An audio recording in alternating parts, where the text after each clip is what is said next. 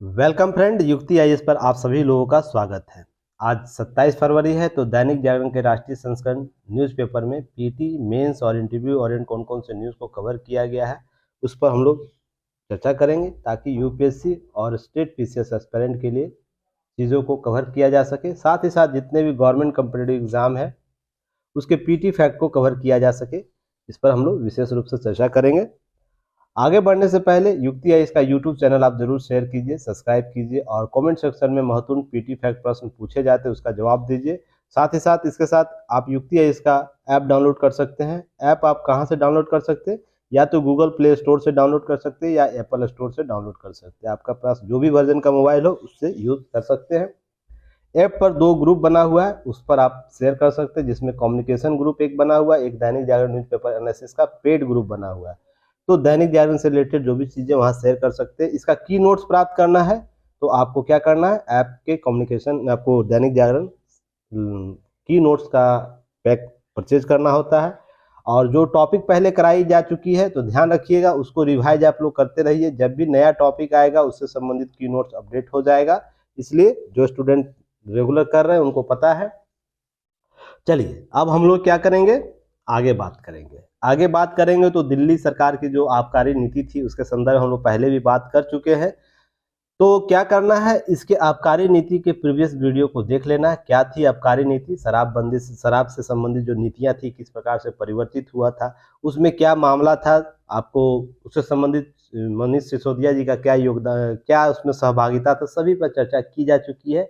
बस यह ध्यान रखना है, इसमें लगातार आपको क्या है, सीबीआई की जांच, विशेष जांच की बात हो रही है। देखिए सीबीआई की बात हो रही है, तो इस बार सीबीआई के लिए मैंने आप लोगों को बोला है ना, देश में बहुत सीबीआई के छापे पड़ा देखने को मिल रहे हैं। आपको जितने भी भ्रष्टाचार निरोधक तंत्र हमारे यहाँ विकसित किया गया, सरकारी एजेंसियां विकसित की गई है, उससे संबंधित चीजें अपडेट देखने को मिल रहा है। तो क्या करना है, इस बार अच्छे से करके जाना एग्जाम में। आपको इससे प्रश्न पीटी में भी देखने को मिलेगा, आपको मेंस में भी देखने को मिलेगा, और जहां इंटरव्यू चल रहा है इंटरव्यू के लिए भी प्रश्न पूछा जाएगा। आप जहां इंटरव्यू, आज यूपी पीसीएस में इंटरव्यू होगा, यूपीएससी में इंटरव्यू हो, तो आबकारी नीति से प्रश्न वहां होंगे। तो इसलिए क्या करना है, आप लोगों को ध्यान देना है। और आगे जो 67 बीपीएससी का इंटरव्यू देंगे उनके लिए भी ये बहुत महत्वपूर्ण टॉपिक हो जाएगा। तो क्या करना है, और ऐसे भी भ्रष्टाचार से संबंधित जो टॉपिक है वो आपको इंटरव्यू में बहुत पूछा जाता है, तो ध्यान रखिएगा, उसको याद करके जाना है, अच्छे तरीके से कवर करके जाना है। तो सीबीआई से संबंधित क्या है, 20 और 30 अगस्त का न्यूज एनालिसिस आप देख लीजिएगा। जो नए स्टूडेंट है क्या करना है, 20 अगस्त 30 अगस्त के न्यूज एनालिसिस में जाना है। 2022 का एक ग्रुप आपको प्लेलिस्ट बना होगा, उस प्लेलिस्ट में चले जाइएगा और देखिएगा 22 और 30 अगस्त के वीडियो में सीबीआई से संबंधित, आबकारी नीति से संबंधित सारी चर्चाएं की जा चुकी है। तो आप जाके वहां पर कवर कर सकते हैं। बस आज के न्यूज में क्या आपको देखना है, देखिए इन धाराओं के तहत हुई गिरफ्तारी, तो इन धाराओं के संदर्भ में जानकारी रखनी है कि आईपीसी की धारा 120 बी आपराधिक साजिश और 477 ए खातों में फर्जीवाड़ा से संबंधित आपको भ्रष्टाचार निरोधक अधिनियम की धारा 7 भ्रष्ट या गैर कानूनी माध्यम से निजी प्रभाव के इस्तेमाल करने के सरकारी सेवक को प्रभावित करने के अनुचित लाभ देना जैसे अन्य धाराएं शामिल की गई है। तो आपको मैं पहले भी, आपको याद होगा, भ्रष्टाचार निरोधक अधिनियम मैंने पढ़ाया है। तो एक क्वेश्चन बताइएगा, चलिए फटाफट, भ्रष्टाचार निरोधक अधिनियम कब आया, इससे संबंधित कौन, कहां पर नियंत्रण, किन किन क्षेत्रों में नियंत्रण स्थापित किया जाता है, इससे इस एक्ट के तहत किन मंत्रालय के द्वारा आपको जारी किया जाता है, इस कोऑर्डिनेशन पार्ट किससे है, और वर्तमान में भ्रष्टाचार निरोधक अधिनियम के संदर्भ में हालिया छापामारी कहां कहां किया गया, किन अधिकारियों को पकड़ा गया है। तो कुछ केस स्टडी आप लोग को जरूर सर्च करके बताना। पहले भी मैं आपको इसके संबंधित टॉपिक को कवर किया है। आईपीसी कब लागू किया गया, इसमें कुल कितने धाराएं हैं, और कुछ महत्वपूर्ण धाराओं को याद रखना है। जैसे हत्या की धारा क्या होती है, साजिश करने की क्या धारा है, साथ ही साथ दुराचार से संबंधित धारा कौन कौन से लागू होते हैं। तो आपको क्या करना है, कुछ महत्वपूर्ण धाराओं के संदर्भ में भी आपको कमेंट सेक्शन में लिख देना है। चलिए नेक्स्ट हम लोग बात करेंगे। देखिए ये सब चीजें पहले हो चुकी है ना, इसलिए इस पर ज्यादा डिस्कस नहीं करेंगे, नहीं तो अगला टॉपिक जो है कहीं ना कहीं छूट जाता है। बस याद रखना है कि इस मामले में क्या क्या बातें की गई है। वर्तमान न्यूज आपको यह कहता है कि अधिकांश सवाल जो जवाब टालने की कोशिश की गई है, इसी कारण जांच एजेंसी ने उन्हें गिरफ्तार करने की फैसला किया है। देखिए यहाँ पर 2-3 चीजें याद रखनी है आपको। एक एस्पिरेंट के तौर पर विधि के शासन से बड़ा कोई नहीं है देश में। मैं पहले भी बोला हूँ, न राष्ट्रपति है, न प्रधानमंत्री है, न सीएम है, न उप सीएम है, या कोई भी अधिकारी, पदाधिकारी या राजनेता विधि के शासन से बड़ा नहीं है। अगर आप में किसी प्रकार का कोई शंका लगता है, किसी प्रकार से प्रश्न चिन्ह आपके नैतिक जिम्मेवारी के संदर्भ में होता है, पद सार्वजनिक जिम्मेवारी के संदर्भ में होता है, तो आपसे प्रश्न किया जाएगा। यह प्रिविलेज आपको इसलिए नहीं मिलेगा कि आपको जनता ने चुनकर भेजा है। अगर आप सही हैं तो आप पर किसी प्रकार की आंच नहीं आएगी। अगर आप गलत है, 1% भी गलत है या 100% भी गलत है, सजा दोनों के लिए समान है। तो क्या करना, अगर आप बेहतर तरीके से काम किए, अपने काम पर अगर भरोसा है, तो कानून के साथ सपोर्ट कीजिए, ताकि चीज़ों को और भी अच्छे तरह से डाइल्यूट किया जा सके, लोगों को समझाया जा सके। और जो बार बार मैं आप लोगों को बोलता था ना कि सरकारी एजेंसियों का, केंद्र के सरकारी एजेंसियों का दुरुपयोग राज्यों के द्वारा लगाया जाता है, दुरुपयोग किया जा रहा है, ऐसा बिल्कुल भी नहीं समझिएगा। आप एक एस्पिरेंट है, विधि के शासन के तहत ही ना केंद्र की एजेंसियां जाती होंगी, ऐसा तो नहीं है।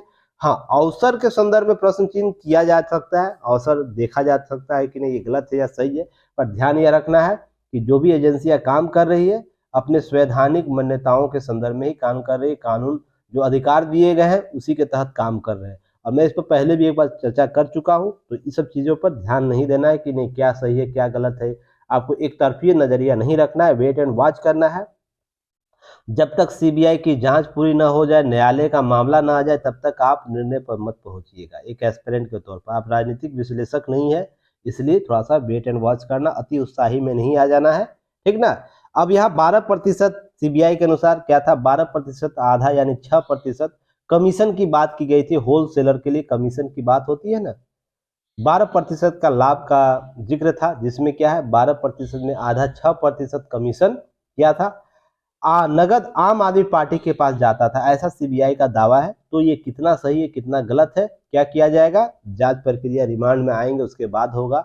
अब यह नहीं है कि मैंने आपको पहले भी बोला कि आप देश के पीएम हैं तो आपको प्रिविलेज नहीं मिलेगा कि आप विधि के शासन से ऊपर जाइए, राष्ट्रपति है तो भी नहीं मिलेगा, आप सीएम हैं तो भी नहीं मिलेगा। सब विधि के शासन के तहत एक समान व्यवहार लेते हैं।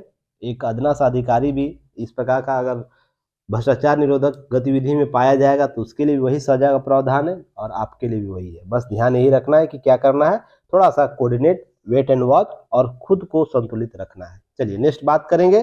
23वीं बार आईएमएफ की शरण में गया पाकिस्तान अपने 75 वर्ष के इतिहास में। तो इसके संदर्भ में कुछ आंकड़े आपको याद रखने हैं। अब भारत उसके संदर्भ में क्या है उसको भी याद रखना है। आर्थिक बदहाली से गुजर रहे पाकिस्तान, अंतर्राष्ट्रीय मुद्रा कोष आईएमएफ। तो 14 अक्टूबर का न्यूज एनालिसिस आप देखिएगा, आईएमएफ के बारे में विस्तृत रूप से चर्चा किया गया है। तो इस पर भी आपको विशेष रूप से चर्चा करने की जरूरत नहीं है।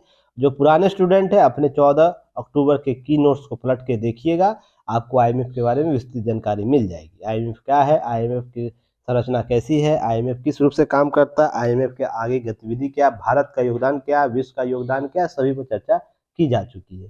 कैसे वो कर्ज देता है सभी पर चर्चा हो चुकी है।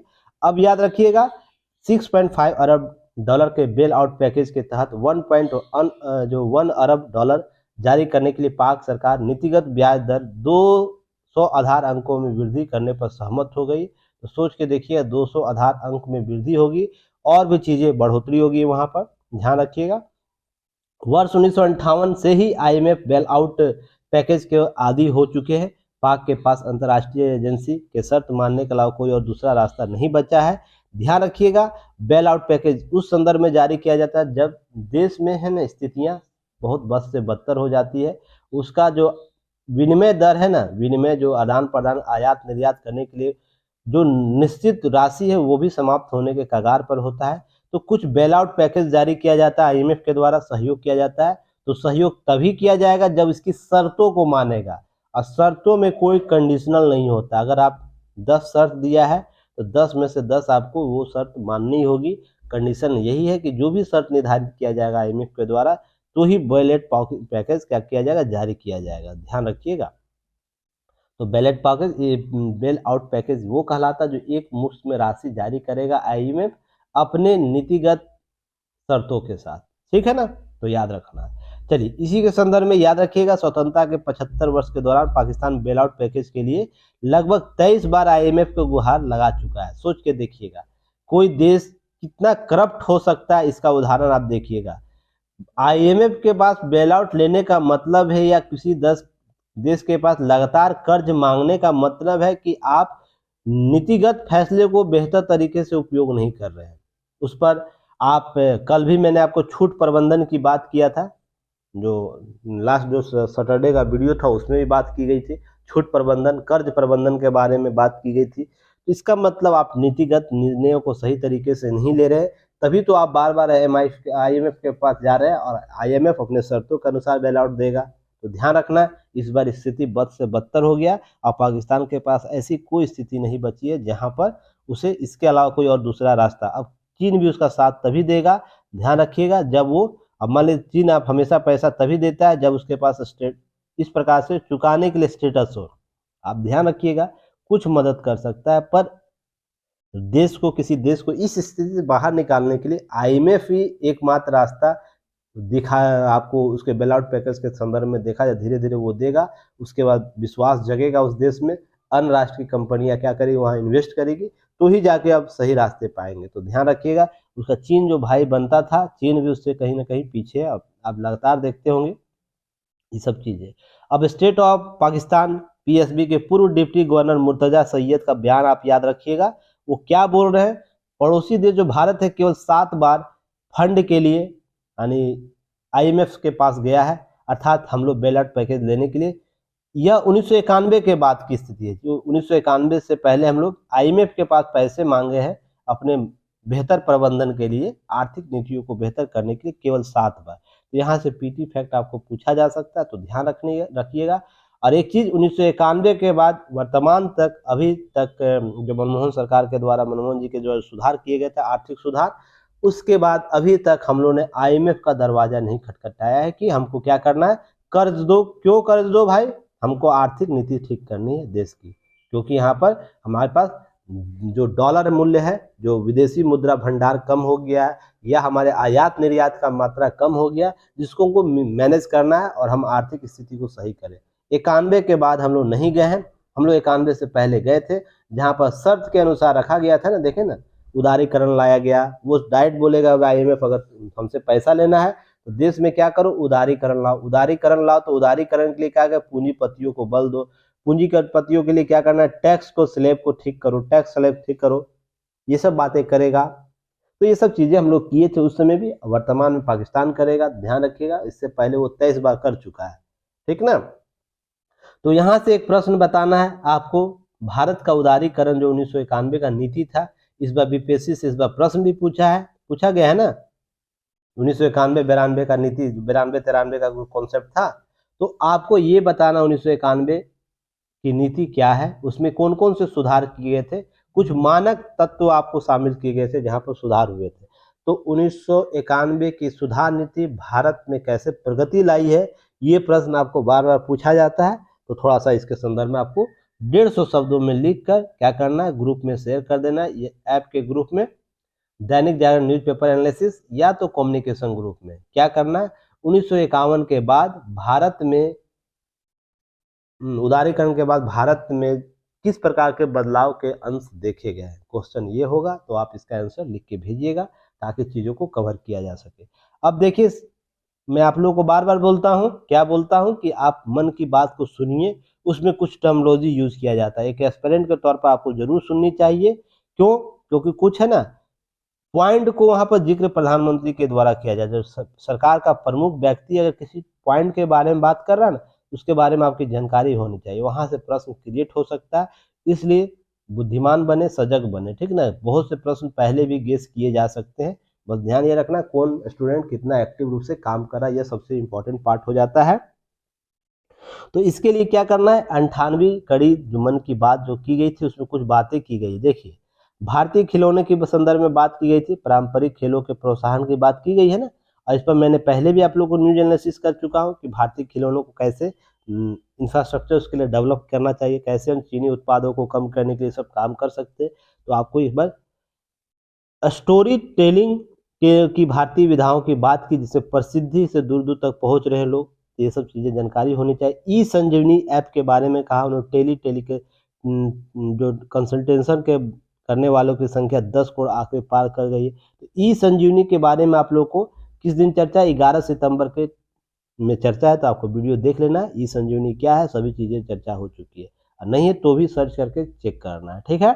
चलिए नेक्स्ट है, सिक्किम के एक डॉक्टर के इनको द्वारा चर्चा किया मदन मणि, और उत्तर प्रदेश के चंदौली के एक मरीज मदन मोहन से विस्तार से उनके अनुभवों को सुना और लोगों से सुनाया क्या क्या बातें की थी ई संजीवनी के बारे में, लाभ कैसे हुआ, लोग एक सिक्किम में कहाँ डॉक्टर है और पेशेंट कहाँ है, तो इसके संदर्भ में लाभकारी हुआ जो टेली मेडिसिन होता है। अब कंजन ने देखिए, अब एक और अमेरिका के रहने वाले कंजन बनर्जी का भी जिक्र उनको द्वारा किया गया। तो 700 वर्ष पहले खत्म हो चुकी परंपराओं को पुनर्जीवित कर रहे हैं इनके द्वारा। तो देखिए कौन परंपरा, अब ये परंपरा आपसे पूछा जा सकता है, हजारों वर्ष पुराने परंपराओं को शुरू किया गया। त्रिवेणी कुंभो महोत्सवो, याद रखिएगा इसको, थोड़ा सा आयोजन इनके द्वारा किया गया। ये सब पीटी फैक्ट प्रश्न आपको पूछा जा सकता है। तो क्या करना, हमको बुद्धिमान बनते हुए क्या करना, इनके कुछ टर्मोलॉजी जो चर्चा की गई है ना। अब देखिए यहाँ पर, अब स्वच्छता अभियान का केस स्टडी अगर लेते हैं, भिवानी का युवाओं का योगदान बताया अनुकरणीय। तो स्वच्छता के संबंधित कभी भी प्रश्न पूछेगा तो केस स्टडी के तौर पर क्या कर सकते हैं, भिवानी मॉडल को आप रेखांकित कर सकते हैं। तो ये ज़्यादा एप्रोप्रिएट होगा आपके आंसर से, ज़्यादा कनेक्ट लगेगा कि आप अपडेट हैं। अब ऐसा नहीं कि स्वच्छता भारत अभियान के संदर्भ में भारत की प्रगति का समझाएं और वर्तमान संदर्भ में चीज़ों को, तो ऐसा नहीं कि केवल स्वच्छता अभियान के संदर्भ में सरकार की क्या नीति है वही केवल बताते रहिए। उसके लिए जन समुदाय ने किस प्रकार के सहयोग किया है, तो आप 2-3 मॉडल का नाम ले सकते हैं। अंबिकापुर छत्तीसगढ़ का नाम ले सकते हैं, भिवानी आपको हरियाणा का नाम ले सकते हैं, साथ ही साथ इंदौर का मॉडल नाम ले सकते हैं जो सबसे स्वच्छ शहर के रूप में लगातार बना रहा है। तो ये सब चीज़ें आपको केस स्टडी ही समझाएगा, और ये सब कहाँ से मिलेगा, कहीं किताबों में नहीं मिलेगा, ये आपको पेपर एनालिसिस में छोटे छोटे पार्ट में बार बार मिलेगा। तो आप हर टॉपिक का एक केस स्टडी का पेपर आप बना सकते हैं, इसे कवर कर सकते हैं। चलिए अब नेक्स्ट याद देखिएगा, यहाँ पर कुछ कुछ चर्चाएं की गई है, तो आपको इसके संदर्भ में बातें करना है। तो यूपीआई को लेकर दुनिया में, तो यूपीआई लगातार देखिए चर्चा में है, तो यूपीआई आपको कवर करना है। देखिए बिस्मिल्लाह खां आपको युवा पुरस्कार दिए गए, तो उसके किन्हें किन्हें दिया गया उसके संदर्भ में आपको जानकारी होनी चाहिए। अरे यही सब प्रश्न पीटी फैक्ट में पूछा जाता है। तो एकता दिवस में होने 3 प्रतियोगिता, देशभक्ति गीत, लोरी और रंगोली का आयोजन किया था। आज मुझे विजेताओं घोषणा करते वक्त लता दीदी की याद आ रही है। तो देखिए इसमें आपको किनको दिया गया था ये भी जानकारी होनी चाहिए। तो ये सब पीटी फैक्ट है, तुरंत सर्च कीजिए गूगल पर और तुरंत आप इसके की नोट्स बना लीजिए। अब सारी चीज़ें मेरे द्वारा भी नहीं कराई जा सकती है ना, ध्यान रखिएगा, आप स्वयं क्या कीजिए, सर्च ही बनिए। चलिए नेक्स्ट हम लोग बात करेंगे, मनीष जी के पास, सिसोदिया जी के पास कुल 18 विभाग है, अब तक कौन चलाएगा सरकार। देखिए मैं आपको हमेशा बोलता हूँ सरकार का विकेंद्रीकरण होना चाहिए, शक्तियों का विकेंद्रीकरण होना चाहिए। पर क्या होता है, लोग पहले लोकतंत्र का हवाला देते हैं। सभी पार्टियों में ये बात चल रही है, केवल ये आम आदमी पार्टी की बात नहीं हो रही, भाजपा है, कांग्रेस है, जो भी क्षेत्रीय राज्य स्तर पर जो राजनीतिक पार्टियां हैं, वो जब सरकार गठन करती है तो सबसे महत्वपूर्ण पद अपने पास रखती है और अधिक पद रखने का प्रयास करती है। कोई एक व्यक्ति मान लीजिए सीएम है तो अधिक से अधिक पद रखेगा। तो यहाँ डिस्प्यूट ये हो जाता है ना, देखिए अब समस्या ये है कि इतने अति भार में काम कैसे करेंगे, और हर मान लीजिए 18 विभाग इनके पास है। अब 18 विभाग का दैनिक हम काम देखते हैं तो सोच के देखिए एक विभाग को कितना सेकंड काम समय मिलता होगा इनके लिए, क्योंकि 24 आवर है।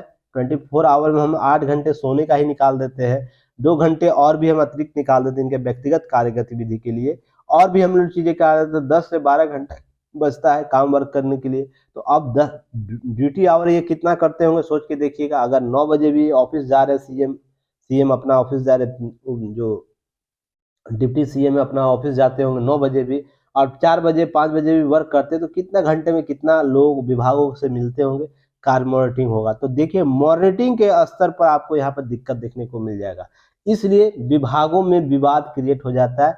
आपको क्या होता है, सूचनाओं को लेकर सूचनाएं बेहतर आदान प्रदान हो तो बहुत से काम कहीं ना कहीं प्रभावित हो जाए। और ये सभी राज्यों में सभी मंत्रियों के संदर्भ में देखा जाता है। एक व्यक्ति एक पद के संदर्भ में हमारे यहाँ देखने को नहीं मिलता है। और चलिए 2-3 चीजें यहाँ से ध्यान रखिएगा। यहाँ से प्रश्न आपको इंटरव्यू में पूछा जा सकता है कि जो राजनेता या मंत्री इतने अतिरिक्त पद लेते हैं तो उसके संदर्भ में कार्य और गतिविधि कैसे संतुलित की जा सकती है। अगर आपको इस प्रकार से पद दिया जाए तो क्या आपको लगता है कि लोकतांत्रिक मूल्यों की जो मान्यताएं उसको पूर्ति की जा सकती है। तो इसके संदर्भ में आपसे प्रश्न किया जा सकता है। तो ध्यान रखिएगा, थोड़ा सा कॉन्सेप्ट को क्लियर करके रखिएगा। चीजों को कम शक्तियों का प्रयोग करना चाहिए व्यक्तियों को, ताकि हम बेहतर रूप से सेवाएं दे सके, सर्विस को प्रोवाइड करा सके। अगर मेरे पास समय अधिक होगा तो क्या करेंगे, लोगों से ज्यादा मिलकर काम कर सकेंगे ना। नहीं तो पता चला फाइल पर फाइल बंधा रहा है। तो ये सब चीजें थोड़ा सा ध्यान रखना है। अब चीजों को आगे बढ़ना है। चलिए नेक्स्ट हम लोग बात करेंगे। और एक सीरीज चल रहा है, उसे जरूर आप लोग देखिए, सपोर्ट कीजिए सीरीज को। क्या है आपको बेहतर लग रहा है, आपको डेली 6 AM में ऑटोमेटिक रिकॉर्डेड वीडियो आप लोगों को मिल जाएगा। और उस वीडियो का MCQ सीरीज चलाया गया है, टॉपिक वाइज बताया गया है किस टॉपिक से कितना प्रश्न होगा। मैक्सिमम 3500-3600 क्वेश्चन आपको एक साल में 365 दिन में आ जाएगा। ध्यान रखिएगा, जो भी MCQ में प्रश्न पूछे जा रहे हैं उसका आपको परीक्षा उपयोगी प्रश्न वो होगा। महत्वपूर्ण सिलेक्टेड टॉपिक होगा, हर टॉपिक से टॉपिक वाइज चीज़ों को कवर करना है। हम लोग बात करेंगे आगे। चलिए धन्यवाद। आप इन सब चीज़ों को थोड़ा सा अच्छा लग रहा है कमेंट कीजिएगा, शेयर कीजिएगा। चलिए नेक्स्ट टॉपिक हम लोग देखते हैं। चलिए नेक्स्ट टॉपिक क्या है, नीचे है, आ जाते हैं। देखिए, लोगों की जान की सुरक्षा सरकार का कर्तव्य है। अब सुप्रीम कोर्ट ने कहा है दिल्ली के लिए हर समय सभी नागरिकों को अन्य लोगों के जीवन के संपत्तियों की रक्षा करना परम कर्तव्य है। सरकार किसी की भी हो, अपनी जनता को क्या करना है कि सुरक्षा मुहैया कराने का प्रथम कर्तव्य होना चाहिए। तो इसी के संदर्भ में खंडपीठ ने कहा जहां कहां भी कानून अपने हाथों में लेता है, जो कोई भी लेता है, आपराधिक कानूनों का प्रभाव कम होगा। ध्यान रखें, जस्टिस SK जोसेफ और बीवी नागरत्ना खंडपीठ ने यह टिप्पणी हरियाणा के झज्जर कोर्ट में लंबित एक आपराधिक मामलों में दिल्ली की अदालत में हस्तांतरित करने के पहले की थी। तो ध्यान रखिएगा, यह सब जो मामला था कहाँ का था, जाट आरक्षण आंदोलन की शुरुआत सबसे पहले 12 फरवरी 2016 को हिसार के मरियड में हुई थी। यहाँ से प्रश्न आपको पूछा जा सकता है। 30 लोगों की जान चली गई थी, हजारों करोड़ रुपए निजी और सरकारी संपत्ति का नुकसान हुआ था। इसी संदर्भ में बहुत सी चीजें अपडेट हुई थी। तो आपको यहाँ से क्या प्रश्न पूछा जा सकता है कि लोगों के जान और सुरक्षा सरकार का कर्तव्य, इसके संदर्भ में सरकार किन किन तंत्रों का प्रयोग कर सकती है, तंत्रों का प्रयोग कर सकती है। तंत्र करने का मतलब वो कौन कौन सी एजेंसियों को सरकार का कर्तव्य यानी सुरक्षा मुहैया कराने के लिए। तो आपसे यहाँ से प्रश्न इंटरव्यू में पूछा जा सकता है, ध्यान रखिएगा। यही सब टैगलाइन से आपको प्रश्न पूछा जाएगा। जो भी स्टूडेंट इंटरव्यू दे रहे हैं या देने वाले हैं, इन टर्मिनोलॉजी को थोड़ा सा फोकस कीजिएगा।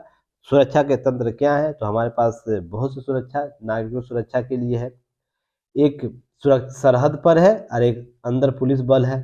तो पुलिस बल को कौन कौन से अधिकार प्राप्त है, बहुत सी एजेंसियां सुरक्षा प्रदान कराती है। तो ध्यान रखिएगा, इसके संदर्भ में आपकी जानकारी होनी चाहिए, सभी पहले चर्चा की जा चुकी है। टर्मिनोलॉजी खासकर याद रखना, टर्मिनोलॉजी का यूज बेहतर तरीके से प्रबंधन के साथ करना है, चीजों को समझाया जा सकता है।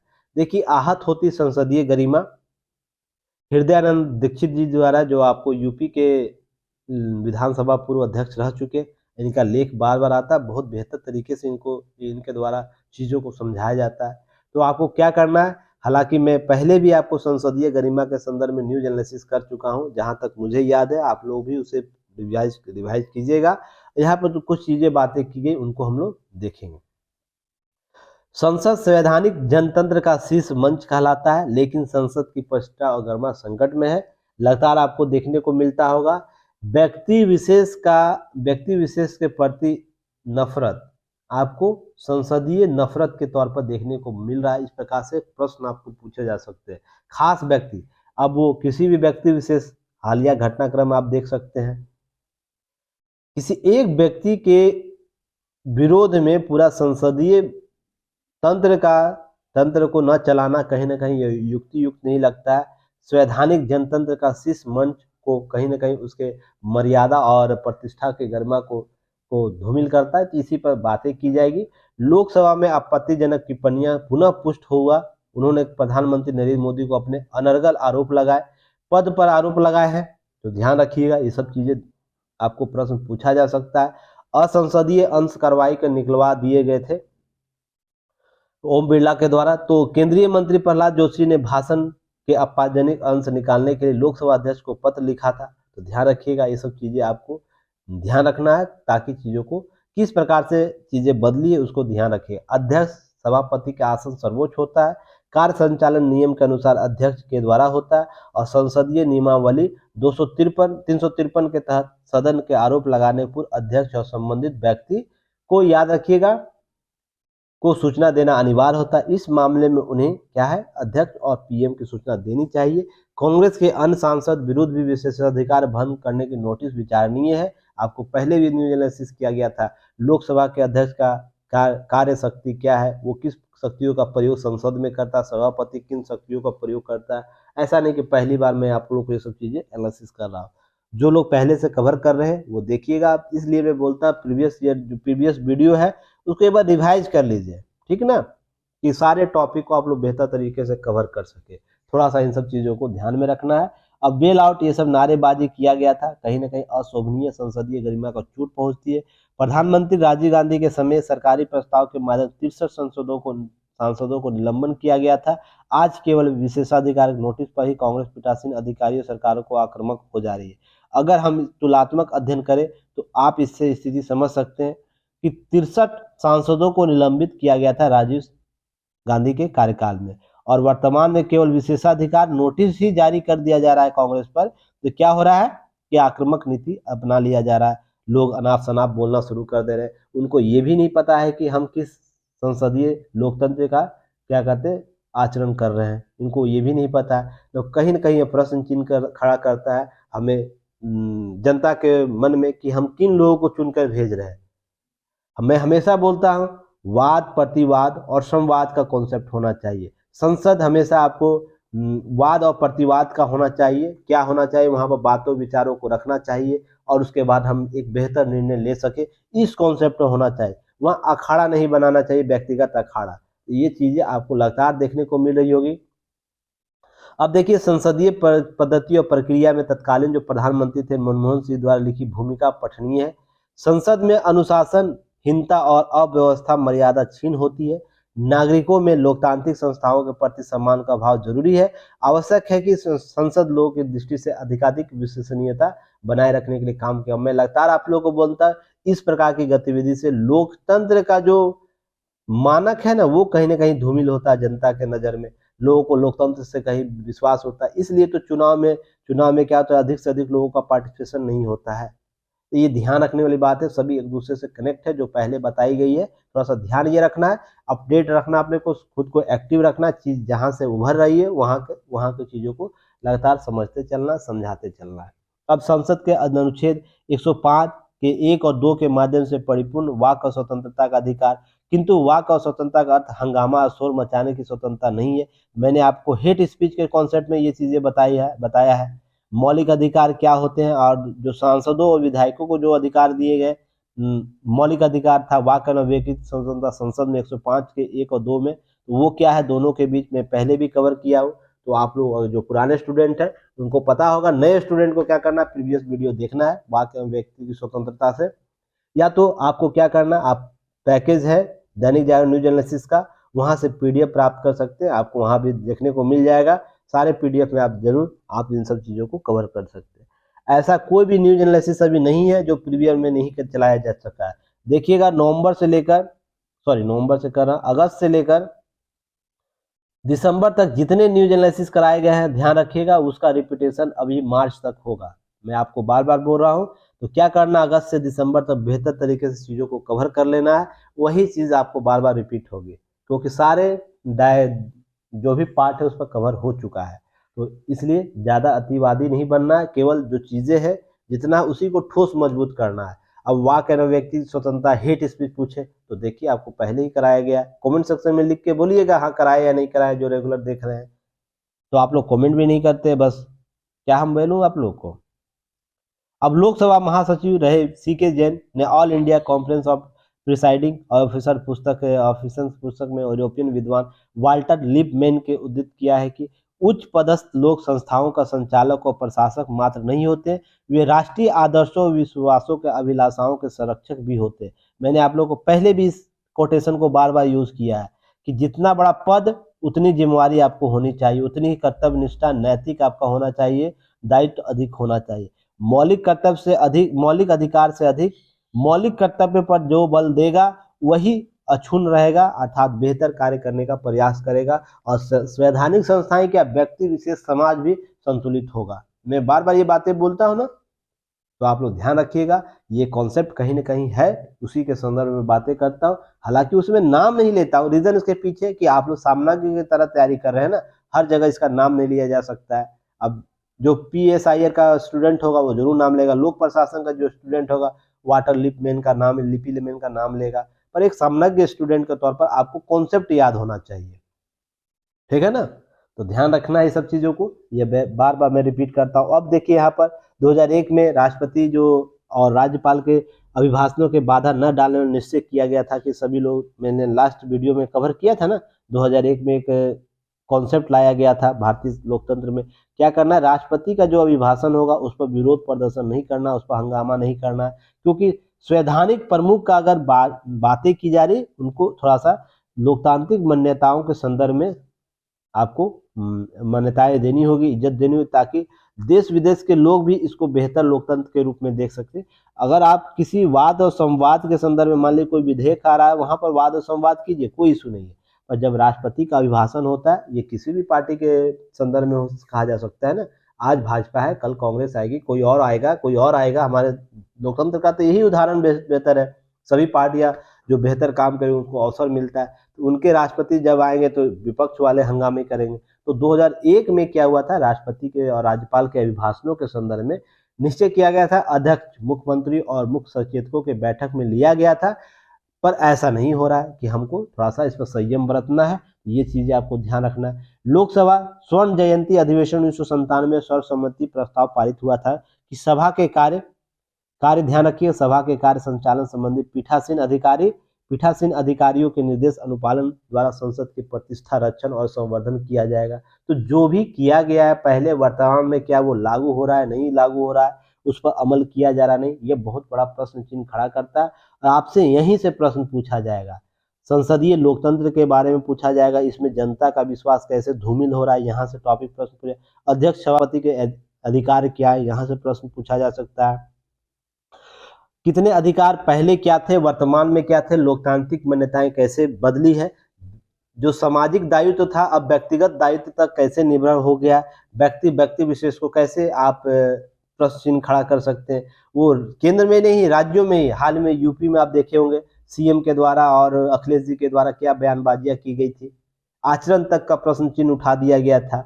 तो ये सब चीजें कहीं ना कहीं क्या होता है, केवल नेता मात्र बन जाने से आपके कर्तव्य है ना की पुष्टि नहीं हो जाती कि केवल आपको कर्तव्य, लोकतांत्रिक आपको सारा शक्ति प्राप्त हो गया है। आप जितने बड़े पद में जाएंगे लिपि मैन के अनुसार, उतना दायित्व आपके ऊपर होना चाहिए और इसका एहसास स्वयं होना चाहिए। तो आपको वहां से प्रश्न पूछेगा, हेट स्पीच से प्रश्न पूछेगा, उसके बाद 2001 के समझौते से प्रश्न पूछेगा, 1997 से प्रश्न पूछ सकता है। तो एक आर्टिकल कितने डायग्राम को कवर करता है, सोच के देखिएगा। और जो भी स्टूडेंट इसको लगातार करेगा उसका सिलेक्शन होना ही होना, बस चीजें आप सही तरीके से कीजिएगा, सिलेक्शन होगा। चलिए नेक्स्ट हम लोग बात करेंगे।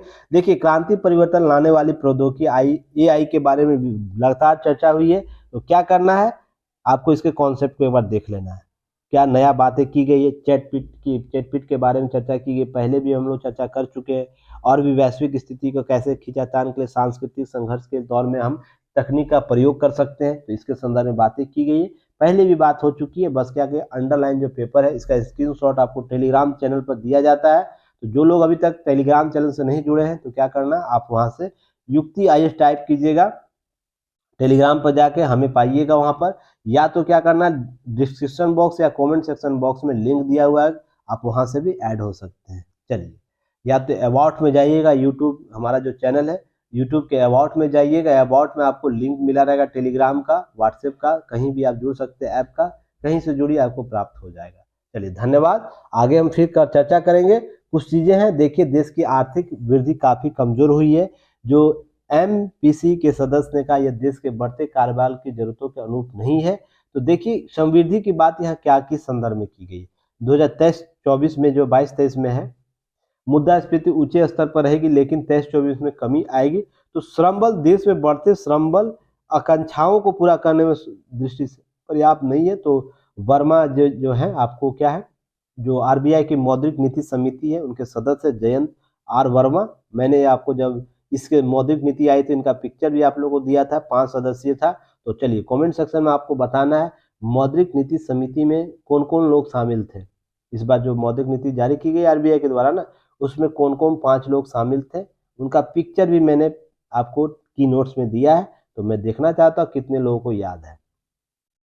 चलिए, अब सरकार राजकोषीय मजबूती के लिए प्रयासरत है, पर इस स्त्रोत से अर्थव्यवस्था के लिए समर्थन घटा है। इन सभी को लेकर वर्मा अभी भी भारतीय प्रबंधन संस्थान प्रोफेसर, उन्होंने कहा है कि अगले महीनों में वैश्विक मुद्रास्फीति दबाव देखने को मिल सकता है। उन्होंने कहा दुनिया युद्ध के कारण जीना सीख रही है, युद्ध के साथ कैसे जिया जाता है, कोरोना के साथ कैसे जिया जाता है। तो उसके लिए कुछ चीज़ें हम लोग को थोड़ा सा संभल के काम करने की जरूरत है। कुछ ऐसे आंकड़े आपको आएंगे।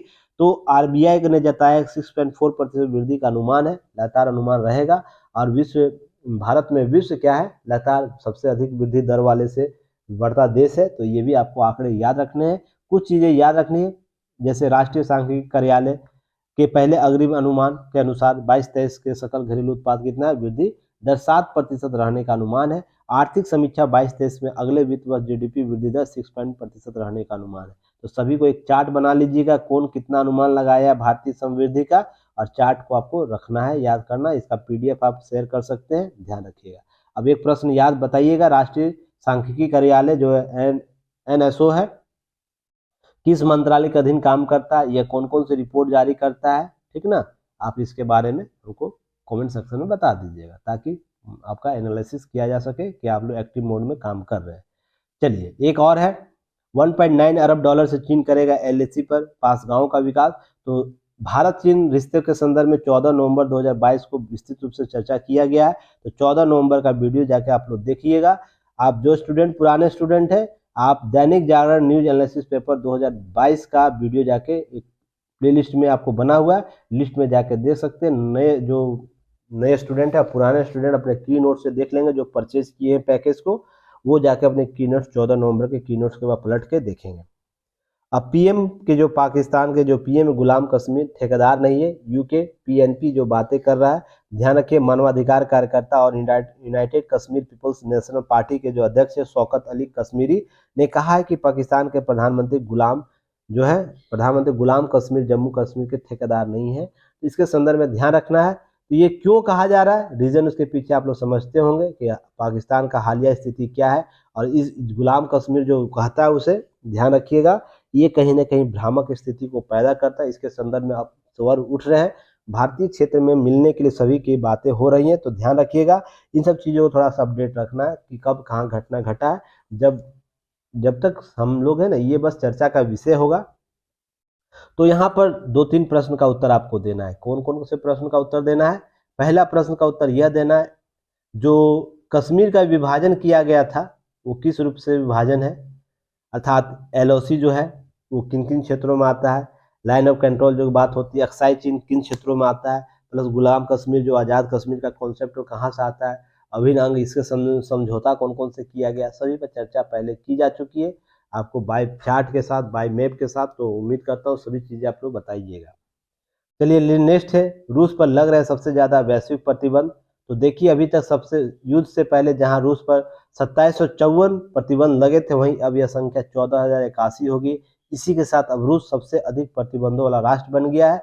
तो ध्यान रखिएगा, ये प्रतिबंध कहाँ बताया गया है, कस्टेलियर.ai आंकड़ों के अनुसार ये बताया गया। इसमें अधिकांश प्रतिबंध रूस के कुछ विशिष्ट लोगों पर लगाए गए। यूक्रेन के आक्रमण से पहले इराक सबसे अधिक प्रतिबंधों वाला राष्ट्र था। तो आपको यहाँ से बीटी फैक्ट प्रश्न भी पूछा जा सकता है। तो प्रतिबंध इस पर अमेरिका, संयुक्त राष्ट्र, फिर ऑस्ट्रेलिया, कनाडा, भारत, इजराइल जैसे देशों ने मिलकर लगभग 3616 प्रतिबंध लगाए थे। ध्यान रखिएगा, थोड़ा सा अपडेट रहना आपको। अब देखिए यहाँ पर दिया गया है कौन कहाँ पर सबसे ज़्यादा प्रतिबंध लगाया गया। आंकड़ों में गैस और तेल पर समान व्यापार प्रतिबंध जैसे क्षेत्र लगाए गए। सबसे ज़्यादा प्रतिबंध वाले राष्ट्र कौन थे फरवरी 2022 से पहले और फरवरी 2022 के बाद। तो देखते हैं रूस का आंकड़ा सबसे ज़्यादा आपको देखने को मिलता है और 22 से पहले ईरान आपको सबसे ज़्यादा देखने को मिलेगा। तो ये थोड़ा सा अपडेट रखना है, ये सब भी माइंड में रखना है, कहीं पीटी फैक्ट हो जाएगा। ये आंकड़ों का प्रयोग आप कर सकते हैं इन सब चीज़ों का, ठीक है ना। चलिए नेक्स्ट कल फिर हम लोग मिलेंगे। इससे पहले एक न्यूज़ है, दक्षिण अफ्रीका को हराकर ऑस्ट्रेलिया ने 6ठी बार जीती महिला T20 विश्व कप। तो ये आंकड़े आपको याद रखना है, कब कब जीती है। 2010, 12, 14, 18, 2020 में खिताब जीत चुकी है। अब ये 2023 में भी जीत चुकी है, तो थोड़ा सा याद रखना है। अब किनको किनको हराई है तो ये भी याद रखना है। देखिए 2010 में न्यूजीलैंड को, 2012 में इंग्लैंड को, 2014 में इंग्लैंड को, 2018 में इंग्लैंड को, 2020 में भारत को। तो एक बार भारत से आपको फाइनल में पहुंचा है, तो ये भी याद रखिएगा। ये सब चीज़ें आपको प्रश्न पीटी फैक्ट के तौर पर पूछा जा सकता है। चलिए नेक्स्ट हम लोग कल बात करेंगे नए न्यूज एनालिसिस के साथ। तब तक के लिए धन्यवाद। अच्छे से पढ़ाई कीजिए, अच्छे से चीज़ों को कवर कीजिए और जो चीज़ें बताई जा रही है उसको लगातार कवर करते चलिए। और जो भी सीरीज़ है बेहतर तरीके से हो रहा है, आप कमेंट सेक्शन में कर सकते हैं। कमेंट कहाँ कहाँ करना है तो आप लोग को पता है। कल आप लोग को आंसर राइटिंग कराया गया था, वहाँ कमेंट आप लोग करिए। कैसा आप लोगों को लगा पैकेज, आप लोग कमेंट करते ही नहीं, समझ में आता ही नहीं किस प्रकार से चीज़ों को कराया जाए। आप लोग इतना कंजूस क्यों हो गए, मुझे ये नहीं समझ में आता है। थोड़ा सा चीज़ों को समझाने का प्रयास भी कीजिए, गलतियाँ कहाँ हैं नहीं है, जो आपको लगता है उसी संदर्भ में बातें कीजिए ताकि हमें भी सुधार करने का मौका मिल सके और भी चीज़ें कवर की जाए। धन्यवाद। जय हिंद।